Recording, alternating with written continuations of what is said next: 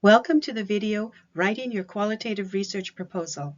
My name is Charlotte Gorley, and I'm going to walk you through the process of writing a solid qualitative research proposal. I supervise master's students through the research and thesis writing portion of a university program and have coached several students through this document. I decided that I would make this available to all university students who are writing a research proposal for the first time.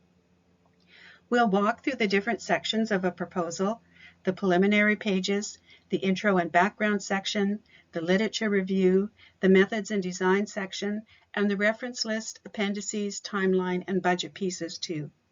We'll talk about why it's important to invest the time and energy to produce a solid, well-written research proposal. And by the end of the video, you should feel confident that you'll be able to write a research proposal that will be approved and supported by your academic team. What is a research proposal? A research proposal is a structured, formal academic document that defines your purpose and objective and answers 5 important questions. What do you plan to research, achieve, and accomplish? Why is this research important, and why do you want to undertake it? How will it be done? Who? Why you? When? The time frame it will be done in. It demonstrates that you are well prepared and gives a positive academic impression of your organizing skills, ability to think through details, and your academic writing. It might be a funding requirement if you are applying for financial support. In the end, the research will only be as good as the proposal, so the initial investment in time and detail will pay off.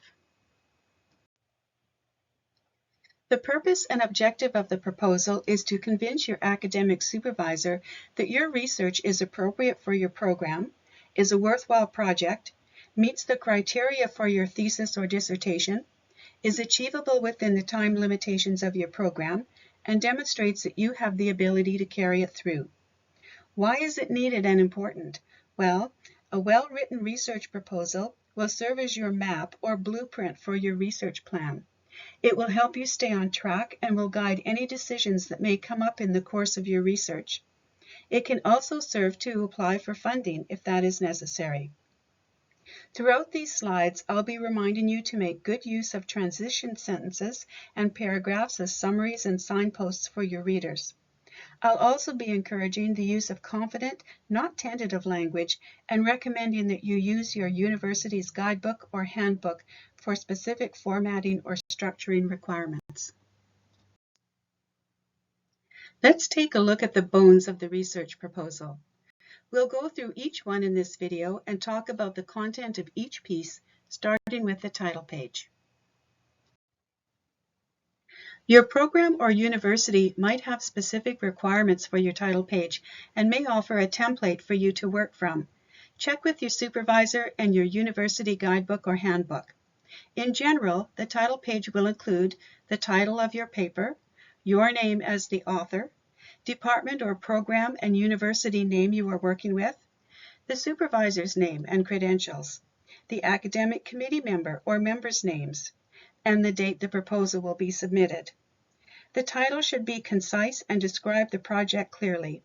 Don't try to work in unnecessary words or use academic speak. It should be clear to your reader what your research will be about.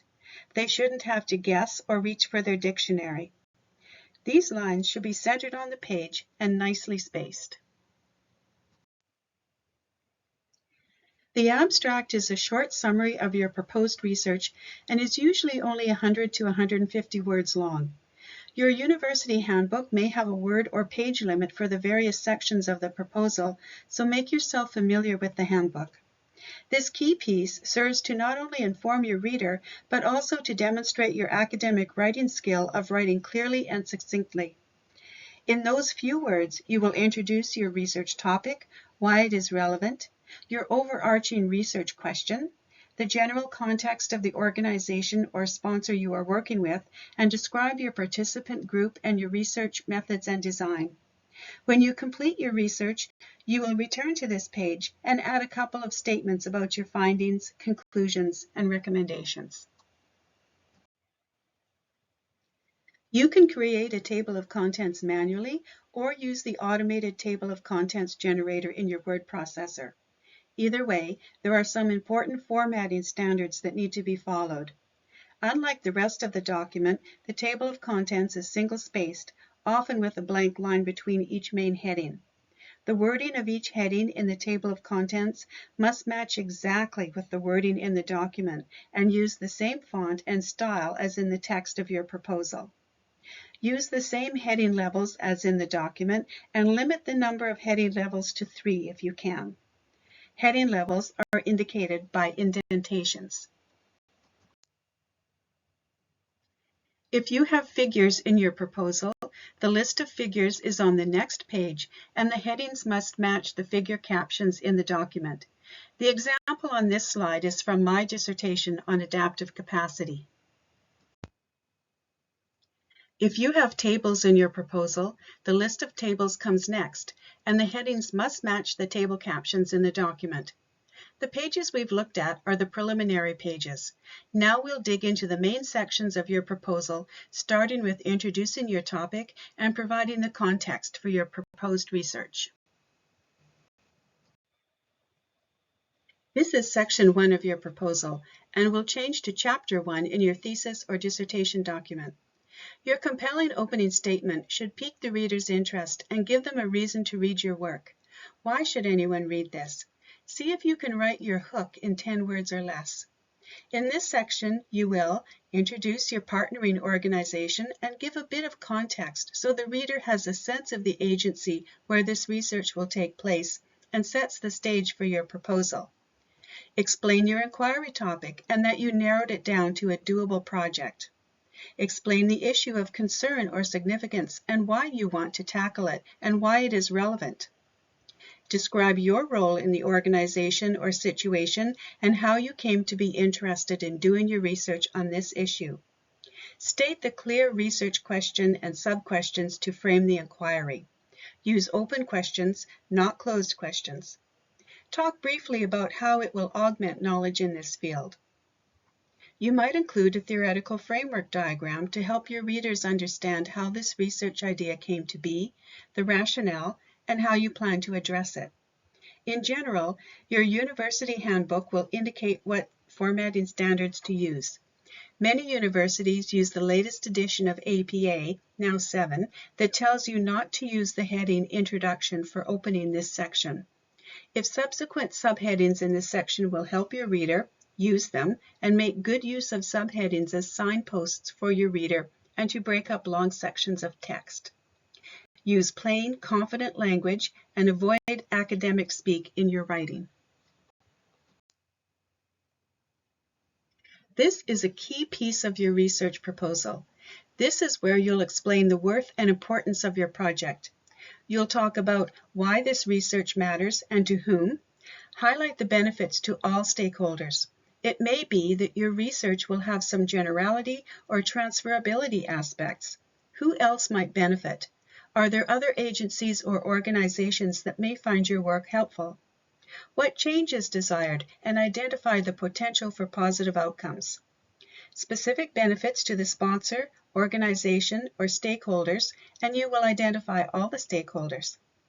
The urgency of addressing this issue and the opportunity it presents, and why this is worthy of time or money. The potential contribution to knowledge in this field, and why that is important. This is the so what piece. But don't get carried away. Describe realistic benefits. Don't promise more than you can deliver, and avoid sweeping statements that are not backed up by evidence or quotes. Don't oversell it and use plain language. Check your university's handbook for specifics that might be required beyond what we've looked at here, and use subheadings to shift from focus to focus and make it easier for your reader to keep track of what you are saying. Subheadings can also be a tool for you to organize your thoughts and points. In this section, you will describe the context for your research and how it aligns with the sponsoring organization's stated goals, vision, mission, values, and priorities. You will describe how your proposed research approach is a good fit for this situation.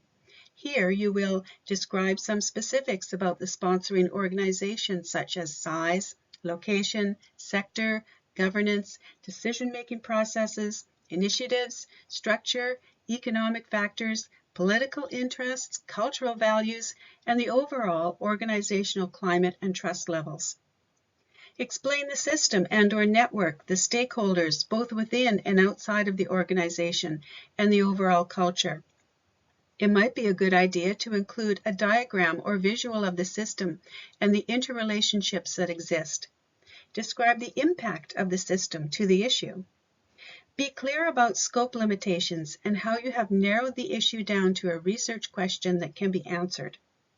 Talk about any leverage points or catalysts that will be useful in implementation and how they contribute to the project. Illustrate your understanding of the issue, the context, and the system involved. You can use the organization's own documents, website, links, etc. If you are using internal documents, be sure to get permission and any copyright approvals. If you are using personal communication quotes, be sure to get permission to use those too. Subheadings are helpful to your reader and you, the author, and might be subheadings like current state, ideal state, possible strategies or actions, and resources. In this section, you might be referring to job titles or agencies, and there is a tendency to use capital letters for common nouns. Check APA or the style format for your university for the current rules for capitalization. Within your sponsoring organization, you will have a partner, someone who can be your in-house sounding board and provide some advice or guidance through the research work. Describe this person's role in the organization and how they can act as your champion. Explain the rationale for selecting this partner and how you concluded they were the best person for this important role. This final piece of Section 1 will give your reader a summary and overview of your research proposal. It is a transition piece to wrap up Section 1 and prepare your reader for Section 2, the literature review. Here you will acquaint your reader with how your proposal is organized. You can say, in this section I introduce the proposed research, and in the next section I will examine the literature that informs this topic, or something like that. Your objective here is to keep your reader informed and interested in what is coming next in this paper. Section 2 is your literature review and will be your chapter 2 in your thesis or dissertation. This slide and the next few will help you organize your literature review. Often the proposal requires that you identify up to 4 topics related to your proposed research, and you will build on these topics as you progress through the research. The literature review serves several purposes. It informs your reader of the current state of knowledge on your topic and provides a solid foundation for the paper. It lays the groundwork for your thesis or dissertation and will likely be expanded as you conduct your research. The literature presented here will provide the foundation for conclusions and recommendation pieces later. It identifies any gaps in the topic and describes how your research will add something new to the knowledge pool and you are not reinventing the wheel. The literature review situates your research into this knowledge context and illustrates key points and any opposing views among the authors who write about your topic. It describes how the key themes are related to each other and to your proposed research. It gives credit to the authors that you include and signals a respect for their work. It demonstrates your ability to critique, summarize, evaluate, and synthesize literature and structure your writing in an academic paper, as well as demonstrates your knowledge of APA or other style formats. At this point, I will offer some advice for beginning a literature review. Reach out to your university librarian. That's what they are there for. Create a list of keywords to aid in your literature search. I found librarians very good at this. Set up a Google Scholar alert on your topic so you will be notified of any new publications. As you read articles in your review, mine the reference lists of those articles for more resources. As you notice themes in the article collections, note these for potential subheadings to organize your lit review. Take this opportunity to insert your own voice appropriately. This section is part of your research story. Don't assume your reader is familiar with terms, jargon, or abbreviations. Write them out in full and introduce and explain any terminology you are using. Articulate how your research will add to the existing knowledge pool, not just repeat what is already there. Be sure to use a mix of direct quotes and paraphrasing and avoid academic speak wherever possible. Do not include your organization's documents in the literature review. They appear in the previous section 1. Methodology references go into section 3. When you think you have this section written, here are a few things to consider.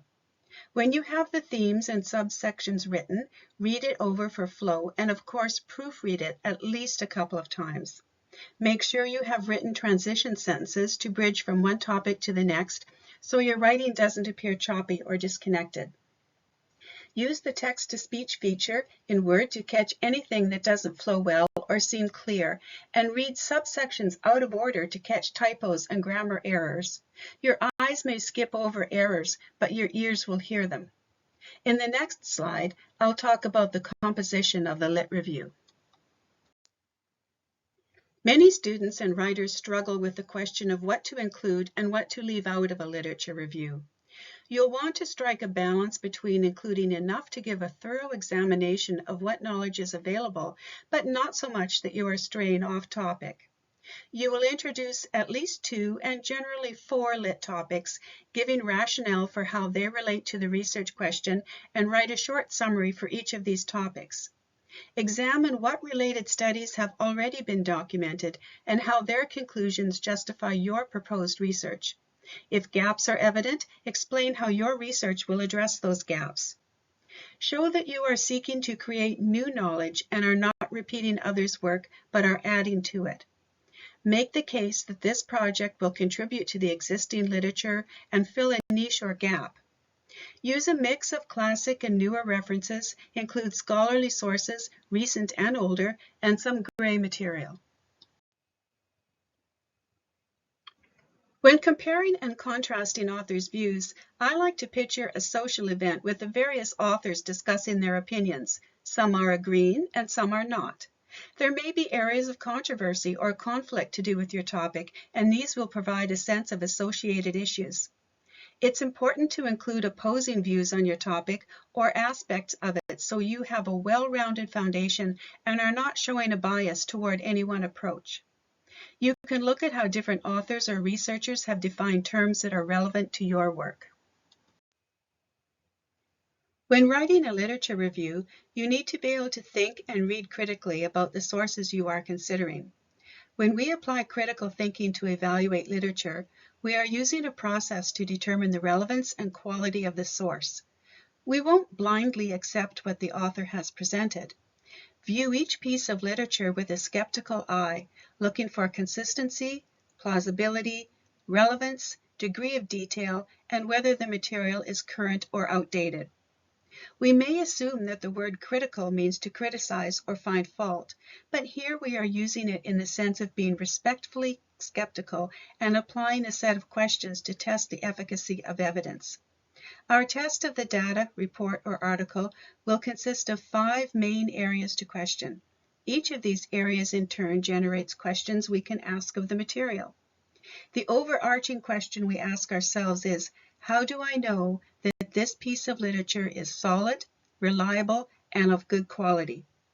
The next slides show a diagram that we can use to evaluate the quality and currency of materials we are considering, including in the literature review. Let's look at each of these elements, starting with the quality sphere. When determining if the resource is good quality, consider these questions. Is this research published in a peer-reviewed journal? Who published it? Is it a relevant publication to your research? Has this material been cited by others recently? Why? As a good example, bad example, or foundational information?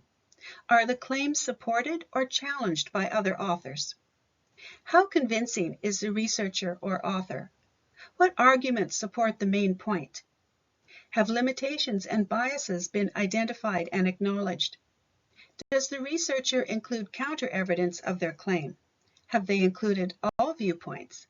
Are there opposing views to consider?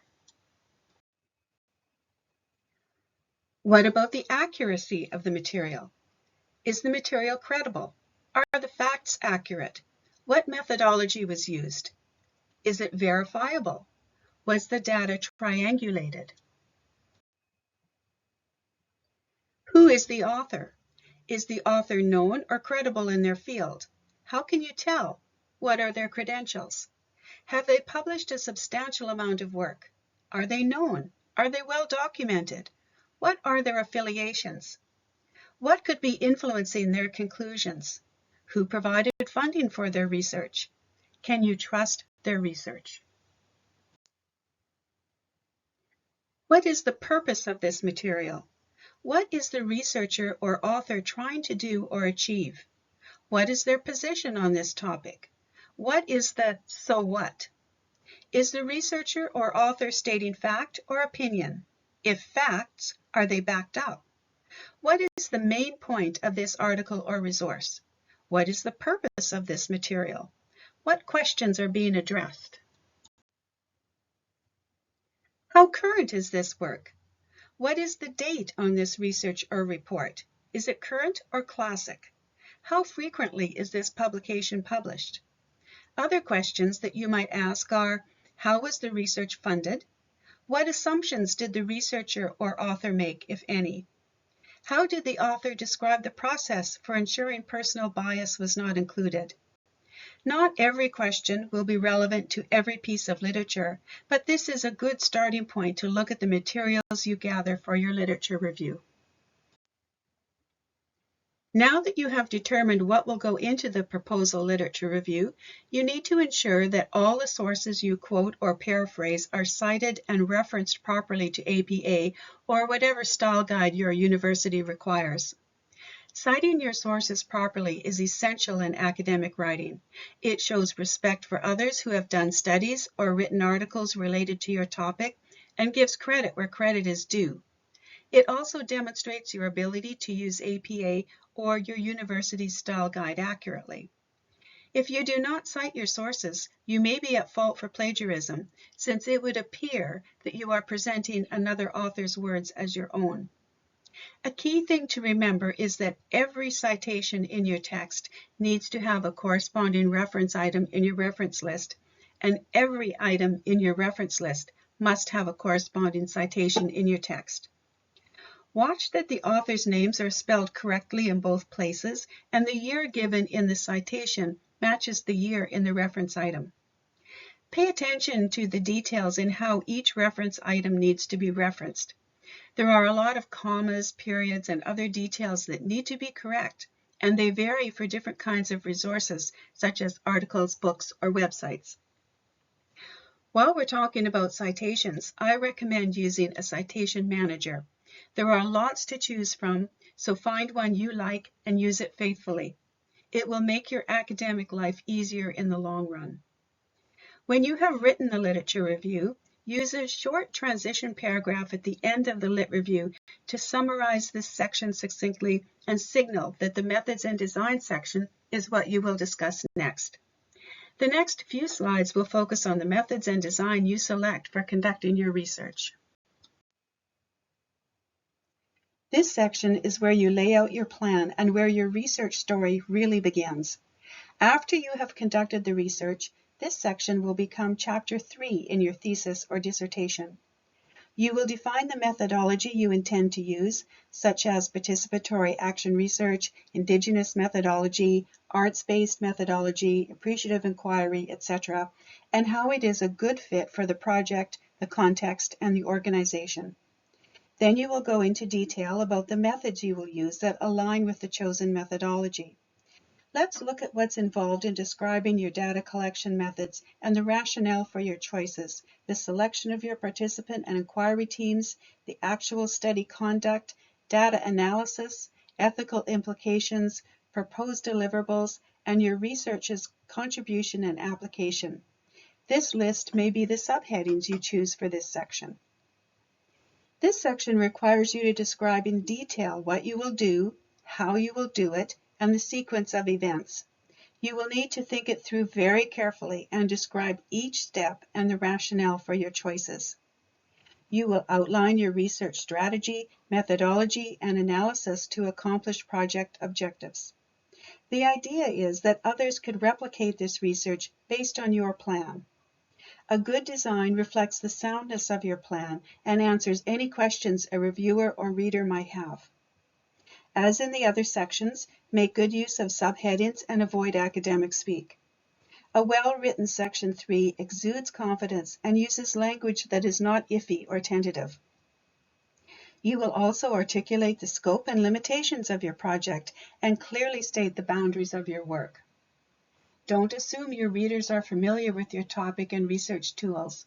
You will need to explain each tool and state why it is a good fit for your research plan. Include any resources needed. For example, will you hire a transcriptionist? Will you need to travel? Is there software you'll need to acquire and learn to use? Explain any potential issues and how you plan to deal with them if they occur. What is your plan B? Detail, detail, detail. Think of the proposal as a contract. Do what you said you'd do, the way you said you'd do it. This plan may require changes as you proceed, so make sure that you have a Plan B contingency. Here you will describe in detail your plans for your data collection and analytic process, the instruments you will use, and rationale and justification for each choice, citing sources from the literature on your data collection choices. You may plan to use focus groups, interviews, surveys, or other means of gathering data.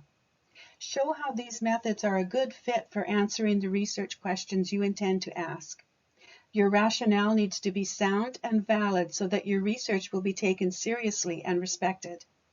You'll need to carefully think through your data collection, analysis, and interpretation choices. You'll need to plan the appropriate sequence of activities and explain why they will be done in this order. You'll need to identify any variables that exist and explain how you will mitigate any biases, even perceived biases, and anticipate any questions your reviewers and readers might have. Proactively address any gaps or unclear ideas.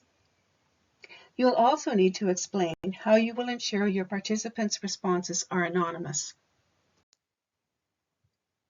You'll describe your sample group of research participants and the criteria you used for selection. How did you choose who will be included and who will be excluded?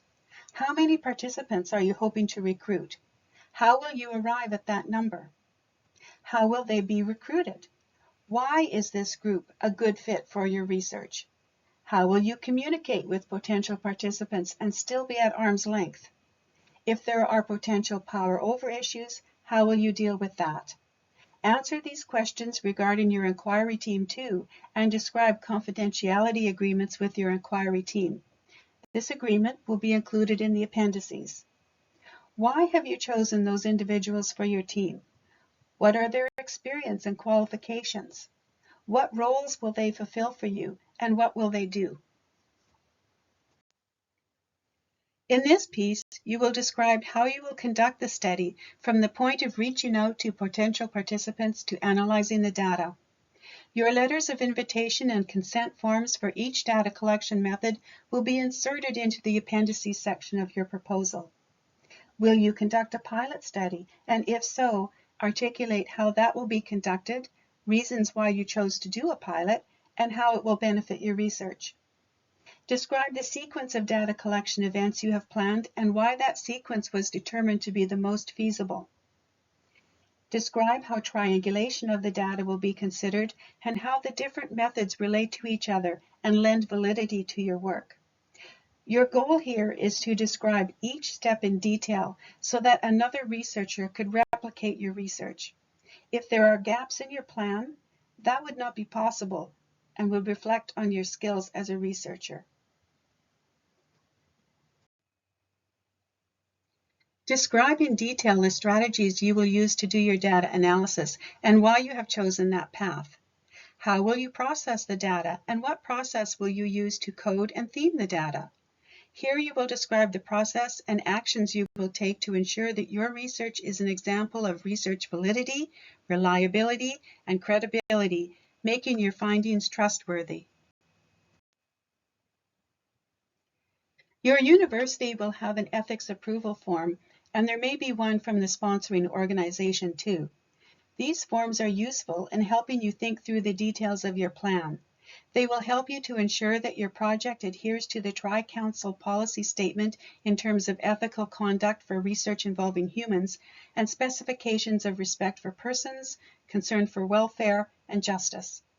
In this section, you will demonstrate your knowledge, awareness, and identification of ethical implications for you and your research project and how they will be handled by you. You will state the risks involved and how they will not exceed any potential benefits. State the risks and benefits honestly and realistically. You will also draft your consent forms using the details you have described in this section and describe how the participants will have given their fully informed consent to engage in your research work. Under this subheading, you can list the activities that you plan to use to disseminate the knowledge you have gained at the conclusion of your research and why your chosen strategies are a good fit for the organization and your research. Your organization may have some deliverables in mind, and there are lots of avenues for sharing and spotlighting your work. I have produced a video series on this channel on knowledge translation, so check it out for some ideas. How will your research contribute to the knowledge pool? How will it benefit the stakeholders, beneficiaries, communities, or society? How do you see it applied in real life? What impact will your research have? When you have completed the methods and design section, write a short transition paragraph to summarize this section and let the reader know what is coming next. These three key sections, introducing your topic, the literature review, and the methods and design section, are the three key foundation stones of your proposal and will become 3 chapters in your thesis or dissertation. Time spent on these 3 sections will pay off. The next section is the all-important reference list. This is your catalog of resources, all formatted perfectly for APA or the style guide your university uses. It's important that this section be complete and well done. This is what your reader will use to track down any resources that they wish to access themselves. Every citation in your text needs a corresponding reference list item that will allow your reader to find the exact material you cited. The research proposal is the start of the reference list and will be enlarged and enhanced as you work through your research and add more sources. Right after the reference list, place any appendices in the order they were introduced in the text. They will typically be any organizational materials you referenced in Section 1 and any draft documents you created in Section 3. Proofread them carefully, as they will reflect your work and will sometimes be the first impression a potential research participant has of you. Your university will likely require you to create a time frame to plot your research project. The project will likely take more time than you think, and so will write in the proposal. Be realistic about what can be accomplished in the time you have to complete this work. Here are some things to consider. Time allotment for collecting the data, doing the analysis, and writing the paper. Time spent waiting for approvals from the university and possibly the sponsoring organization. Institutional timeframes, holiday schedules, or other closures that might impact your schedule. University schedules. For example, some committee reviews are held on the 3rd Thursday of every month. The participants' schedules and availability. You can make use of any wait time by doing what can be done in these intervals, perhaps honing the literature review. Note milestones along the way and remember to celebrate them as you go. Remember to build in time for revisions, proofing, and editing. It seems like a linear process, but in reality, there are lots of circlebacks. When preparing your budget statements, be realistic. Don't under or overstate expenses. Will you hire a transcription service? Will you need to rent a venue for focus groups? Will you serve refreshments at in-person data collection events? Will you have any travel expenses? Will you need to purchase any software or licenses? Will you need to purchase any supplies, such as flip charts, markers, paper, or toner?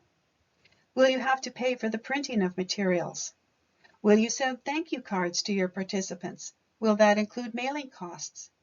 It is important to be aware of any expenses that will be associated with your research and justify those costs. The budget sheet is also a good place to list resources you have on hand and will not incur a cost to you or the sponsoring organization. In this last slide in this series, we'll do a quick recap of what we've covered. We've looked at the purpose of a research proposal and why it's important. We've covered the different sections of your research proposal. We've looked at the preliminary pages, including the title page, the abstract, the table of contents, and the list of figures and tables. The first section of your proposal, where you introduce your topic, describe the significance of this research, the organizational context, and your partner or research champion. We've examined the literature review and its composition. We've looked at the methods and design of your research, including data collection and analysis methods and rationale for selection, the participant group and inquiry team members' selection and criteria, testing and conducting the research, ethical implications, proposed methods of dissemination, and contribution and application. We've also looked at the reference list, appendices, time frame, and budget. I have a few closing recommendations for you. Keep your university handbook handy for reference as you work through your proposed draft. Proofread, proofread, proofread. Get someone else with fresh eyes to read over your paper before you submit. Watch for typos and grammar errors. If you are considering using an editor, make sure your academic supervisor is aware and you have their approval. Try the text-to-speech feature to catch any small errors and listen for flow of subheading sections. Be critical when reading over your draft proposal. Be the first to find the holes or questions your supervisor or reader might have so you can plug them and address those questions before submitting. It will speed up the process and demonstrates your critical thinking skills. If you haven't already done so, now is a good time to create a research journal. You can find my short video on that topic on this channel. You can also be thinking about where and how you will share the results of your work when the research is complete. That short video is also available on this channel. Links to both of these are in the description box below. If you enjoyed this video on writing your research proposal, use the like button and be sure to subscribe to this channel for future videos on topics like this. Please share your comments in the section below and let me know what was most useful to you. Stay tuned.